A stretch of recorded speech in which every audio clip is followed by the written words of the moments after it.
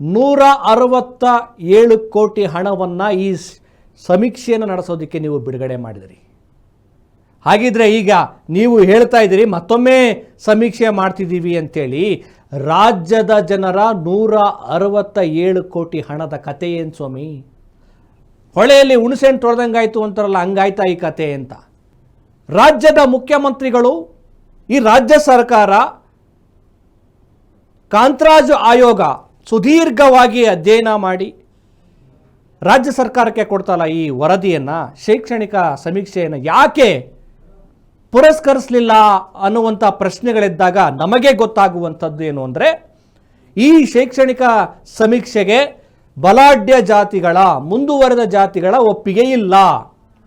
ಯಾಕೆ ಅಂದರೆ ಈ ಸೋರಿಕೆಯಾದ ಮಾಹಿತಿಗಳ ಪ್ರಕಾರ ಈ ಬಲಾಢ್ಯ ಜಾತಿಗಳ ಸಂಖ್ಯೆ ಅದಲು ಬದಲಾಗಿದೆ. ನಂಬರ್ 1 ಸ್ಥಾನದಲ್ಲಿದ್ದರು, ನಂಬರ್ 2.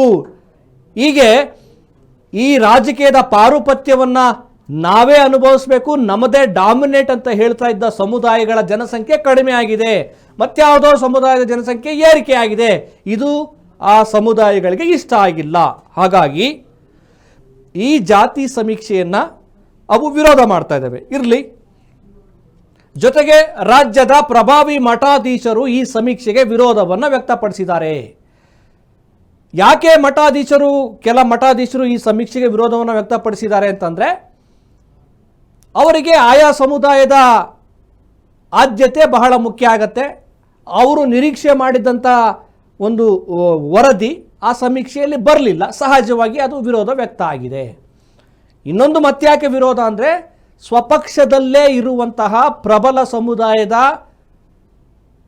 ಕಾಂಗ್ರೆಸ್ನ ನಾಯಕರು, ಸಚಿವರುಗಳು ಈ ಒಂದು ಸಮೀಕ್ಷೆಗೆ ವಿರೋಧವನ್ನು ವ್ಯಕ್ತಪಡಿಸಿದ್ದಾರೆ. ಯಾಕೆ ಅಂದರೆ ಸಹಜವಾಗಿ ಈ ಒಂದು ಸಮೀಕ್ಷೆಯನ್ನು ಅವರಿಗೆ ಒಪ್ಕೊಳ್ಳೋಕ್ಕಾಗಿಲ್ಲ. ಇನ್ನೊಂದೇನು ಅಂಶ ಹೇಳಲಾಗ್ತಿದೆ ಅಂತಂದರೆ, ಇದು ತುಂಬ ಹಳೆಯ ಸಮೀಕ್ಷೆ, ಇದು ಹತ್ತತ್ರ ತಯಾರಾಗಿ ಒಂದು 9 ರಿಂದ 10 ವರ್ಷ ಆಗಿದೆ. ಹಾಗಾಗಿ ಇದು ಅಪ್ಡೇಟ್ ಅಲ್ಲ, ಇದು ಬೇಕಾಗಿಲ್ಲ ಅಂಥೇಳಿ, ಇದು ತುಂಬ ಹಳೆಯ ಸಮೀಕ್ಷೆ, ಇದನ್ನು ನಾವು ಒಪ್ಕೊಳ್ಳಲ್ಲ.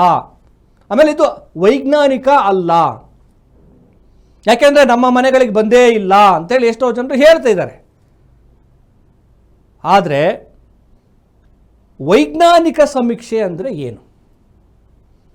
ಮುಖ್ಯಮಂತ್ರಿಗಳೇ ನೀವೇ ಹೇಳ್ತಿದ್ರಿ, 1931 ಏನೋ ಸ್ವಾತಂತ್ರ್ಯ ಪೂರ್ವದಲ್ಲಿ ಒಂದು ನಮಗೆ ಕೊನೆಗೆ ಸಿಗುವಂಥದ್ದು ಒಂದು ಯಾವುದಪ್ಪ ಅಂತಂದರೆ ಅದೇ ನಮಗೆ ದಾಖಲೆ. ಆ ನಂತರ ಆದಂಥ ಸ್ವಾತಂತ್ರ್ಯ ಪೂರ್ವದಲ್ಲಿ ಆದಂಥ ಒಂದು ಸಮೀಕ್ಷೆ. ಆ ನಂತರ ಇದುವರೆಗೂ ಇಡೀ ದೇಶದಾದ್ಯಂತ ಸಮಗ್ರ ಜನಗಣತಿ ಆಗಿಲ್ಲ.